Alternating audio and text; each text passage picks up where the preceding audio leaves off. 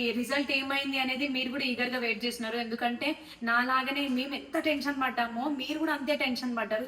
చాలా మంది కామెంట్స్ పెడుతున్నారు మీ తాత గెలిచిండా గెలిచిండా అని. అవును, మా తాత గెలిచిండు, కానీ మా దృష్టిలో గెలిచిండు, జనాల దృష్టిలో కూడా గెలిచిండు. బోడకొండల సర్పంచ్ అంటే కస్నా నాయకే, అంతే. ఆయన ఇండిపెండెంట్ గా పోటీ చేసినా కానీ ఏ పార్టీకి రాలేదు.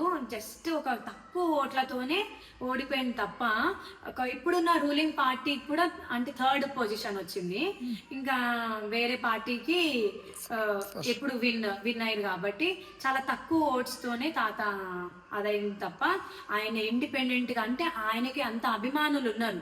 ఆయనే సర్పంచ్ ఇల్లు ఎక్కడ అని అంటే ఆయనదే చూపిస్తారు తప్ప ఎంతమంది వచ్చినా ఏం చేసినా ఆయన చరిత్రలో నిలిచిపోయింది.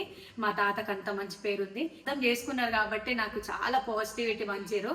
థ్యాంక్ యూ అంతే. ఇంకా దీంట్లో ఏమైనా తప్పులు ఉంటే ఐఎమ్ సో సారీ.